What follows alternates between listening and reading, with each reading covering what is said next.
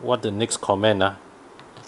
Hi Con, I'm driving a Civic 1.5 turbo with stage 3 tune, planning to upgrade to a high performance. Yes, Lia Pupu. High performance car with budget of 260 to 280k, which is the best option to me. Facelifted A45 Mark 7.5 Golf R.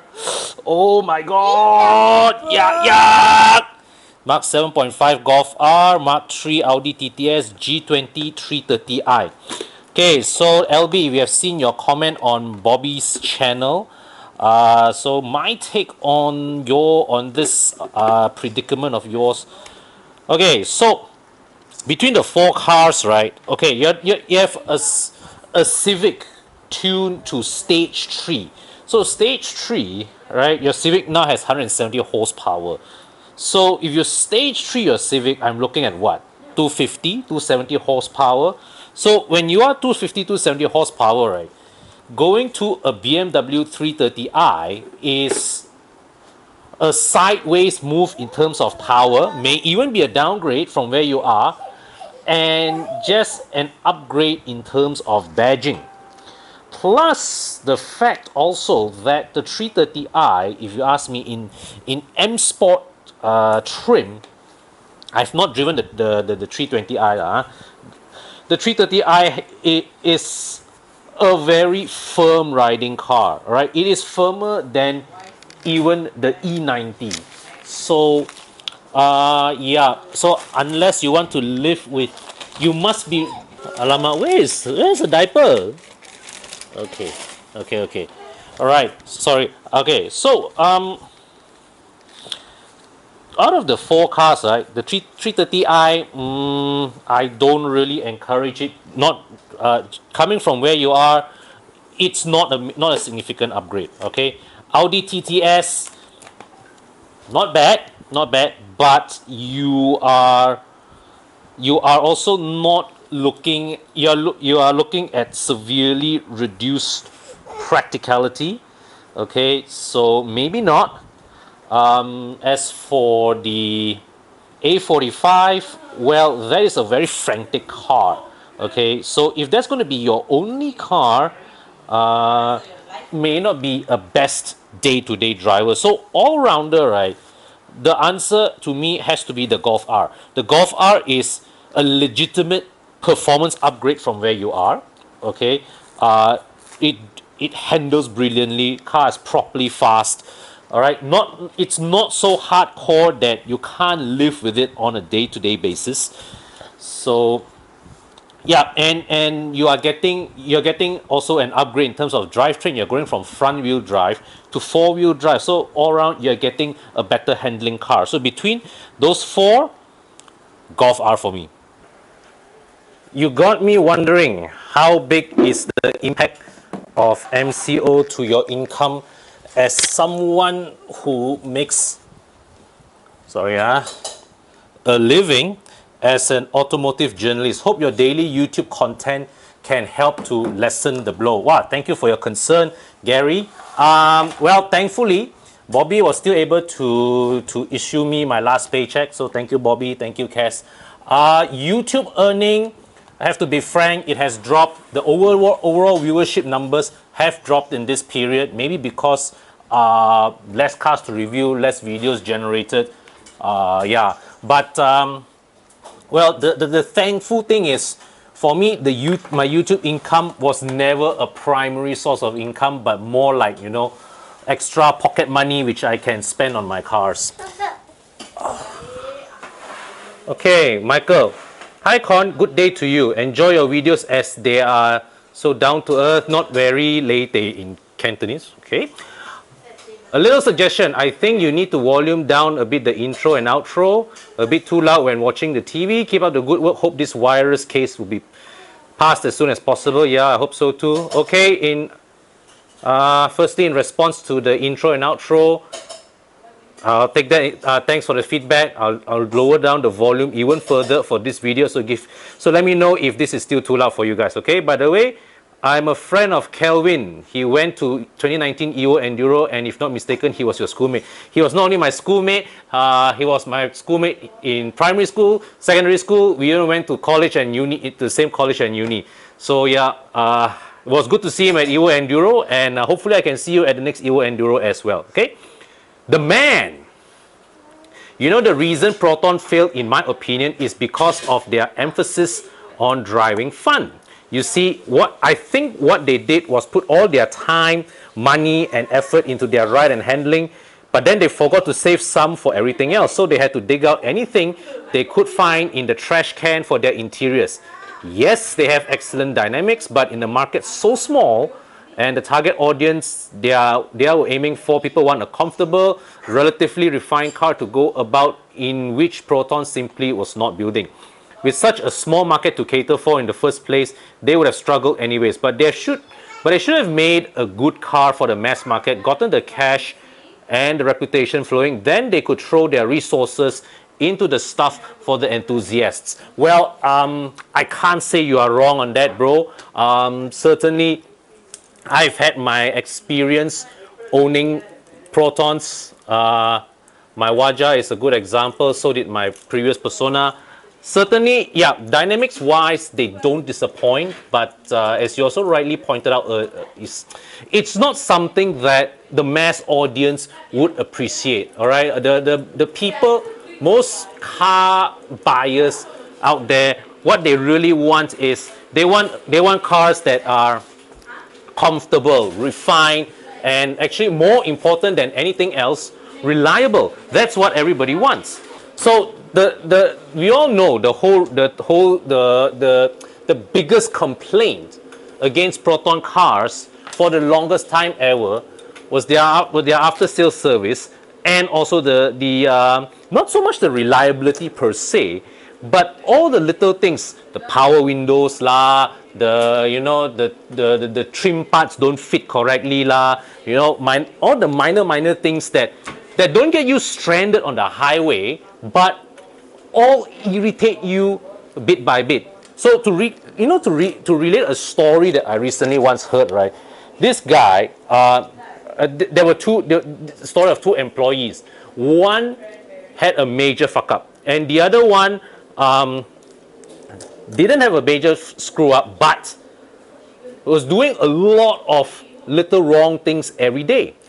So when time came for the company needed to sack someone, it was the guy who had all the little screw ups every day that got the boot, versus the one that had one major screw up. Why? Because the guy who did all the little screw ups every day, all right, was gradually building up that annoyance towards him, that he was the first in mind that people wanted to get rid of when people are looking for something or someone to blame.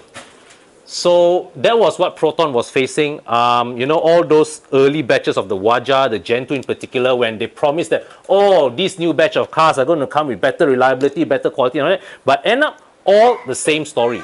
And the other thing that a lot of people did not realize is that even with cars like the Iswara, the Wira, a lot of them had build issues because, like this is something I highlighted in a previous video. You see, what happened was that the Iswara and the Wira, they were in production for donkey years, okay? And all the molds that they used to shape the dashboard lah, the panels and all that, they kept using those molds, but they never maintained them. And what happened? The precision of those molds lari over the years, and the fit and finish of those cars just gradually became worse. Yeah. So all these little things, that over the long run really got people pissed off at Proton. But good on them. They did now managed by Geely. I think they have turned the corner in terms of their quality. Certainly, when I drove the 2019 Persona and I compared it with my 2016 car, I noticed I spotted a noticeable improvement in the build quality of the car, and also the paintwork of the car. So yeah, I mean they are improving. They are on their way up. The company had its failings over the years, but they're on their way up. And yeah, let's hope that moving forward we'll get to see them build better cars for the people. Okay, so this is Becky following up on an earlier comment. Hi Con, the Iswara does hold a lot of memories from kindergarten to work, but sadly no love memories lah. But I'm willing to let go if the cost is overwhelming for my pocket. It's a good idea to scrap it for parts, thanks for the advice. The power steering topic mentioned after that, it was a workout to park with this car until I had a power steering fitted to it. A question with regarding to car buying. If my car is parked outdoors with no shade, is it a bad decision to get a car with leather seats? Does tinting alone help against sun damage? And your thoughts of tier financing plan or first car loan scheme versus conventional car loan for fresh grads. Okay, let's view the replies first. Lee Zixing mentioned that he spent 10K to restore his 1998 Iswara. All right. So yeah, he's saying rust issue, better to change the whole panel rather than repair. Look for the right workshop. Yeah. So Becky, you suspect that the rust issues were caused by a con paint job when your dad repainted the car years ago. Well, basically, right. If you have already established that this car has no sentimental value to you, then you are really better off just selling it, case closed. Okay, because like what Zixing mentioned there, the cost to restore that car, his rust-infested car, is in the region of 10,000 ringgit. So that car had better mean something really special to you for you to justify spending that kind of money on it. Car buying, parking spot is outdoors with no shade. Is it a bad decision to get car with leather seats? Well, depends on the type of leather. Surprisingly enough, right? If you buy those car with the cheap leather, those will be fine. It's all the plush, greater mewa kind of leather that will really suffer in our sunlight. So yes, I would say invest in good tint because it makes a difference. Like in my BM, right? Last year, early on when I got the car, I had the car tinted, and it makes a big difference because what you want is you want a good tint to block off the heat that goes into the car. Because yeah, a lot of all these cars, right, the plastics they don't hold well against heat. And you can have a look in my video, in the videos of my Waja. The secret of how the Waja is able to maintain its interior in the shape that you're seeing right now is that because in almost all 12 years, the whole 12 years of me driving that car, I've invested in parking the car under shaded parking. Last time when I was working in Auto World, all right, when that time we were in Wisma Job Street near Jalan Raja Chulan there, I actually took Jalan Sultan Ismail, sorry. I actually took the trouble to make sure that I parked the car at a nearby hotel, okay, and walk, I think, a good 400 meters to 800 meters, maybe half a kilometer, to my office, just to ensure that the car is parked under shade. So all that all that investment really is coming back to reward me now as the car is aging. Okay. Yeah, and also your question on loans. So with regards to all this, what you call fresh grad loan schemes, right? These are legit ways of financing a car. Okay, now the catch is this though. Now a lot of these schemes, zero down payment. Okay, what really means is that the down payment is factored into the loan. Okay, so you don't put any money down, and there are only two ways you are paying for this one. One, your installment is higher, which is unlikely because you are applying as a fresh grad, right? So what happens? You stretch your loan. Okay, you stretch your loan 9 years, 10 years. Now, if you are ready and willing to live with that car for at least 7 to 8 years, it's not a problem. But if you're planning to sell the car after 3 to 5 years, yes, and my daughter. So if you're planning to sell the car after 3 to 5 years, right, then you may be sunk with the car because when you stretch your loan repayment, what happens is that your monthly installments will not be able to keep up with the car's depreciation.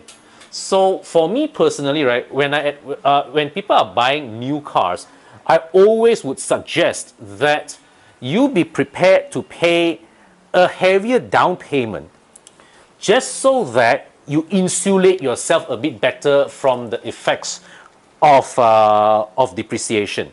I always recommend to people, right? Let's say like whatever car you are buying, go to Carlist, go to Muda, check the resale value of your car a year down of a 1 year old equivalent of the same car. All right, that way you know how rapidly this car loses its value in the market. And if your car is one that depreciates fast, then you really should consider putting a higher down payment.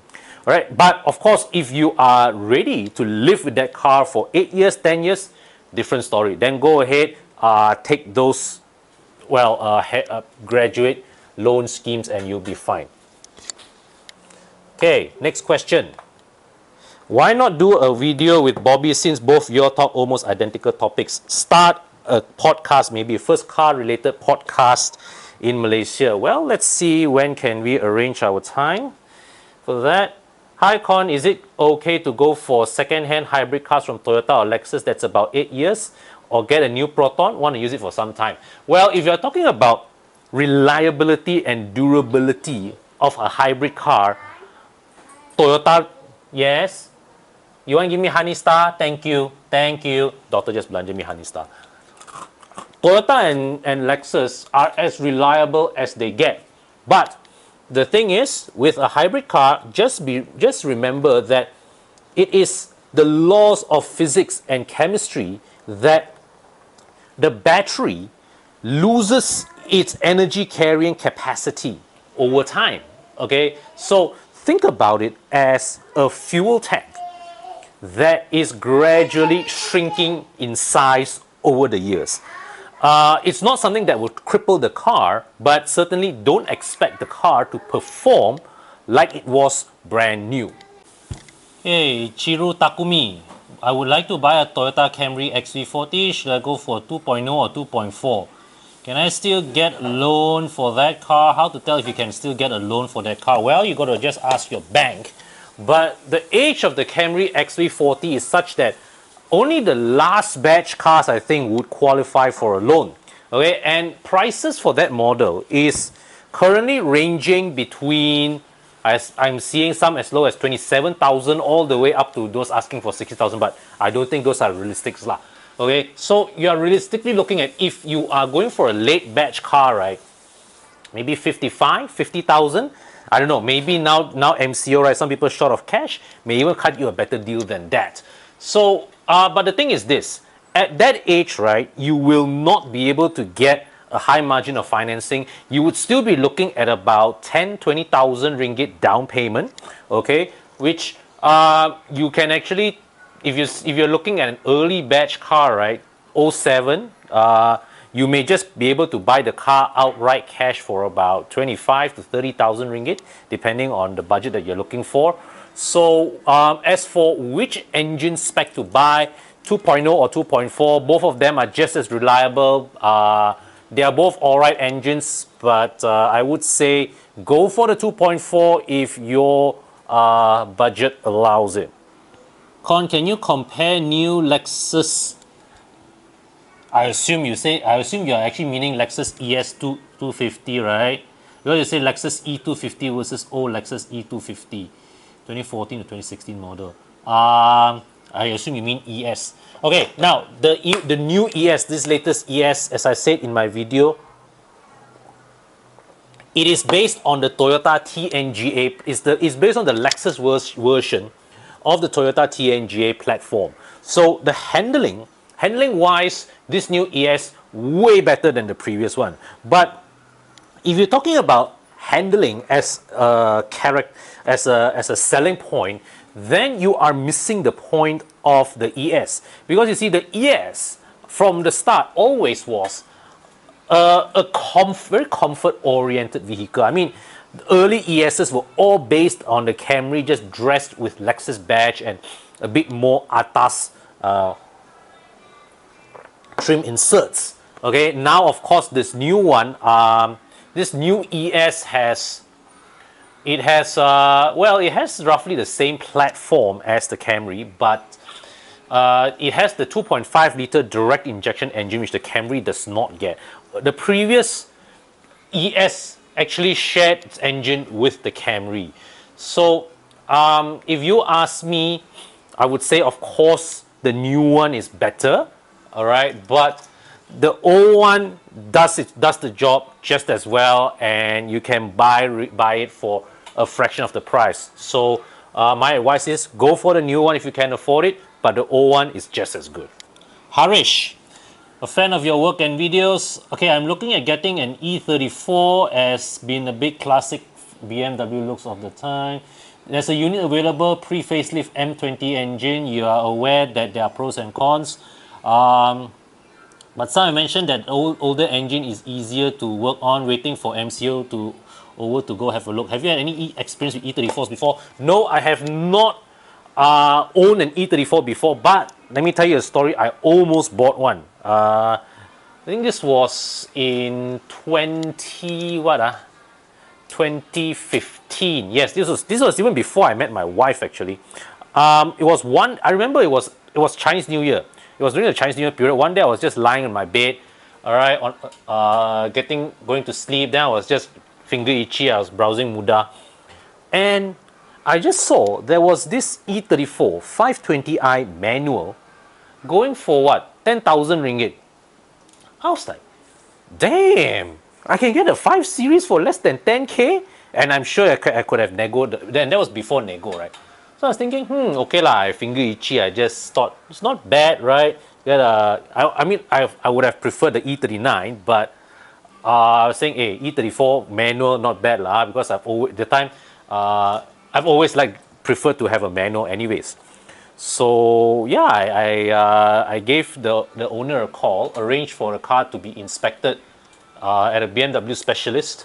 But I eventually backed out the purchase, okay, because after looking at the amount of things that needed to be fixed on the car, I decided to not go ahead with it, and plus at that time I had thoughts of doing other things with my money, so in the end I decided not to go ahead with it.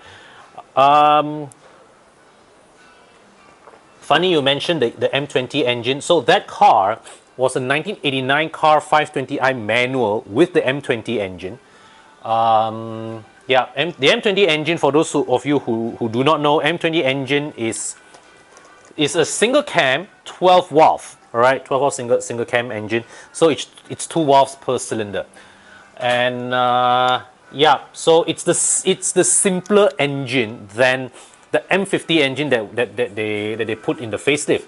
The M50 engine was 24 valve twin cam. Later, the final batches, they even added Wanos to it. So not all M50 engines had Wanos. It's the M50 technical update engines that had the Wanos in their cylinders, in their engine. So basically, with the E34, there are 3 generations of engines: the M20, the M50, and the M50 Wanos engine. So the M20 engine is mechanically the far simpler engine.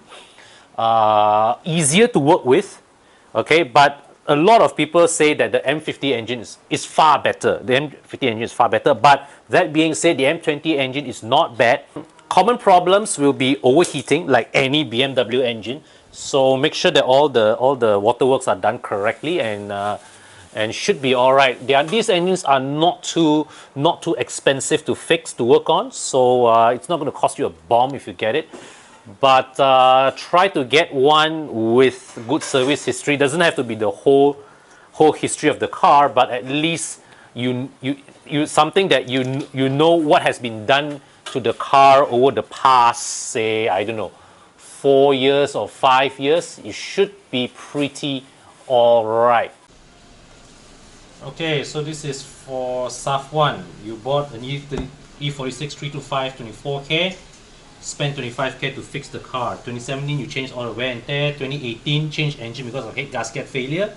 2020 changed gearbox. Well, yeah, that's about the going rate. But if you look at it, from the positive side, you still have spent less money on a Myvi and you're driving a BMW 3 Series. So it's not too bad. Yeah, the engine change, that one is uh, is unavoidable, because my mechanic once advised me before, with the M54 engine, head gasket failure, the most cost-effective remedy actually is just to change the engine. Okay, yeah, you repairing, it's just the more cost-effective remedy. Why? Because the head bolts, the bolts that hold the cylinder head to the engine block, are torqued to yield. Means that when they turn the bolt to lock the engine head into the block, that they have to turn the bolt to the point where it deforms. Okay, and it is not easy to get that torquing right by most mechanics. So most mechanics out there would just recommend you to change to a half cut engine. And the thing about the M54 engines is this: whether it's the 2.2 like we have in my E39, or your 2.5 or the 3.0, they are all interchangeable, plug and play across the models and across the range. So yeah, it's fairly common in BMW, amongst BMW owners, to have their M54 520i do a 2.5 or 3.0 transplant, or 2.5 engines going to transplant to 3.0. It's fairly common because it is a relatively straightforward plug and play process. And M54 engines, they are actually not that expensive in the used engines market, and you can buy an M54 engine, all right, for less money than a Honda B16 VTEC. Okay, so yeah, it's the cost is not that prohibitive, but of course, if you happen to just bought one car that's on the verge of needing an engine change, that can be painful. Now, you also mentioned that you changed the transmission recently. I just want to ask, did you not consider a transmission rebuild? Because if you're buying a used transmission, then what the thing is that you do not know the condition of that transmission. So I would always look at, if you have a transmission failure, a rebuild of your current transmission is actually a safer long-term bet versus keeping versus getting a half cut, because because buying a used transmission, right, is you are playing guesswork, you are gambling on the condition of that used transmission. So Kampong Bro also added, say, this is why I am scared to go buy E46. Well, let's put it this way lah. If your budget is ngam 20k, then you all you have is just that 20k to spend on your car, then no, don't, avoid it.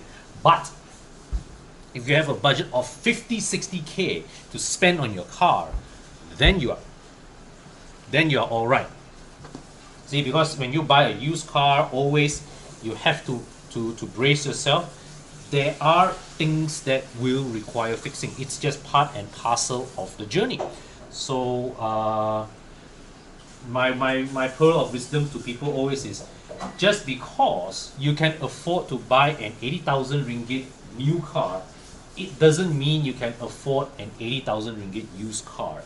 If you want to look at a used car with an 80,000 ringgit budget, try and set your sights to 50-60,000, and you are a lot safer when it comes to having adequate resources to repair the car. Hi Con, thoughts on buying the 2013 Suprema S, and maybe some advice for buying the right one in the market. Okay, so the Suprema S, personally, I prefer the Preve. In fact, I've told Proton people many years ago, right? If they ever launch a Preve CFE manual, I'll put my money down on one. But never got around to do it, so too bad. Suprema S, well, it's like all Protons of that era, good handling, Okay, good dynamics, but the transmission to me is a real turn off. I personally can't live with that transmission, and it's a waste because the car had such good dynamics. The CFE engine is, well, it's not the most sophisticated engine around, but it's got decent punch. And for the weight of the Suprema and also of the Preve, if the car had a 6-speed manual, it would have been a fantastic driver's car. It really would have been a fantastic driver's car. But with the CVT, I don't know. But the flip side is, I hear the CVT is relatively reliable. Okay, and so what you need to watch out for, I think, with the Suprema S, you do have to watch out for the oil cooler hose, the turbo oil cooler hose. That's a known failure point, but that's something that Proton did a recall many years ago to change that. So be sure to, if the car you're looking at has about 40,000, is nearing 40,000 kilometers in mileage, make sure that is changed. And yeah, reliability wise, I don't think the car has severe issues against it. Just the usual, get it checked, all right. Have it inspected. Come to join Evo Club. We've got 42 inspection centers to give the car a good look over, and if it qualifies, you can even buy our Evo Club extended warranty for your car. Okay, Arif. Hi bro, thinking of buying the F33 series. Should I go for the 330e or 318i? 320i is kind of hard to find a good one nowadays. Kind of afraid with the hybrid system on the long run. What do you think? The 330e, yeah, it's a bit of a hit and miss. Some people are very happy with the car. Some people have reliability issues. Personally, I'm still not ready to put money down on the hybrid yet. Okay, if honestly, if I were to go the electric path, I'd go full electric. You know, right now for me, as far as I'm concerned, I'm just staying the course with the internal combustion engine. And if the time comes, I'll just go the full electric path. That's it. The 330e, well, you do get. I'm sure you can get them at pretty good prices right now if you are interested. But from the way you look at the way you sound, I don't think you are keen to take the risk of a hybrid vehicle. So yeah, so maybe you want to avoid that. The 320i, that's really that to me has always been, I would consider as the sweet spot of the F33 series range, because it has just the right power, and it does not have the stiffness of the M Sport setup. So you get a bit more comfort, and the chassis is more forgiving on day-to-day driving. So yes, personally, if I were to have my pick on any 3 series, actually I'll go for the 335. But the logical choice for me would be the 320i. Okay, it just, that setup just feels like the sweet spot of the range. But of course, BMW did not sell too many units of the 320i, and for the longest time, I was unable to figure out why did BMW not sell the 320i alongside the 330e. Because you look at it logically, right? Certainly there is room for both the 320i and the 330e to coexist. Because I figured there has to be plenty of owners out there who are not certain, who are not quite ready to take the risk on a hybrid car, okay, and would prefer a traditional combustion engine. So then one day the realization hit me, and this is purely a theory on my part. You see, BMW at that time sold the 330e at what, 240k, 250k, almost the price of a 320i. Now, logically speaking, the it makes the 330e a far superior purchase. But because the general populace, much of the general populace, are still not convinced about hybrid powertrain, there will still be a substantial number of buyers who will still put money down on a 320i. Now, in order to achieve the pricing, okay, that they manage with the 330e, I'm sure BMW Malaysia did not just get hybrid incentives from the government. They presumably would have committed to a high number of units from the factory, say that, okay, I am committing to this number of 330Es, bring them in. And they probably realized that, hey, there are only this many people out there ready to spend 250,000 ringgit on a car. So having the 320i still lying there along in the lineup will dilute the interest to the 330e, and they will struggle to sell that many cars. So I believe, this is my theory, I believe they deliberately discontinued the 320i so that customers shop with a 250k budget on the 3 Series will be forced to take the 330e. Okay, that's my theory. Yeah, which is why they discontinued the 320i, which at that time to me it didn't make sense because the 320i was their best-selling variant. Okay, so yeah, that's a bit of my theory. And of course, if you can get a good condition 320i, no question, go for it. But what about the 318? A lot of people say 318, no power and all that. That's true. The 318 is it's down on power, but as far as I'm concerned, it provides enough. And I would take the 318 over the 316 any day, okay? Because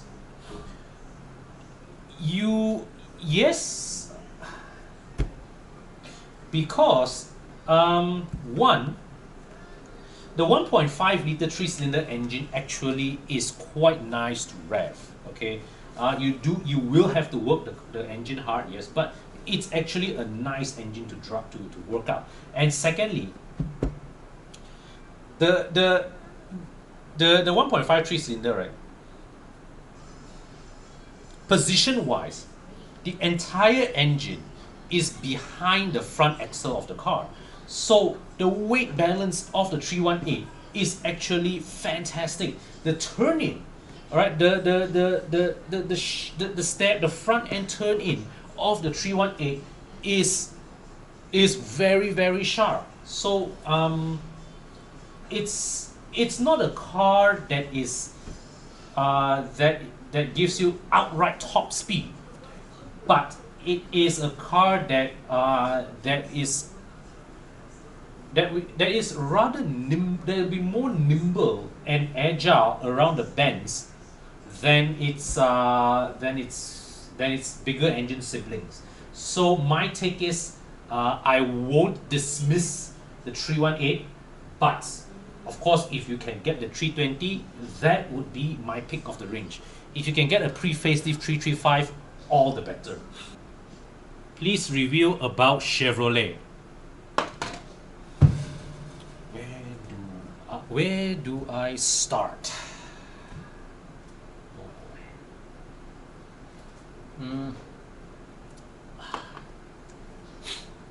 Well, the brand is not even here in Malaysia anymore, so there's really nothing to review. Kelvin Tang, any problem I need to look out for if I'm going for a Mercedes C200 CGI 2014 model? That is the W204. My advice, go for it. The 204 is a fantastic car. To me, it's a better car than the 205. The car is solid, the car, it handles well. All right, the engine has just the right amount of punch. So yeah, it's it's a good buy. It's definitely a good buy, and I think prices of the 204 have come down. So you can buy one of these for the price of a Honda City or a Nissan Almera. All right. What's to look out for? The usual European car things. Make sure the cooling system is serviced. Service the turbocharger and check the injectors, the ignition coils, all the normal wear and tear parts, and you should be fine. I know of no major reliability issues with the W204. If you are, for me, that is a whichever variant of the 204 you choose. To me, that is a highly recommended purchase. Go for it. All right, if you find one, go for it. Send the car in for an inspection at any of our 42 inspection centers. If the car checks out, it's good to buy. Okay, so yeah, that's all I have for today. So as the PM today announced, we will be looking at an extension of our movement control order to 28 April. So we'll be staying home a bit longer. There'll be more such videos, I guess. And yeah, so just a word to keep everybody's spirit up. We will prevail, and we can do this. Okay, so for the last 2 days, 3 days, we have been seeing more recoveries than we have new cases. So definitely the MCO is working. It just needs a bit more time, really, to really bring the infections down. And yeah, the sooner we can end this, the sooner we can resume our normal lives. Well, whatever the new normal will be like.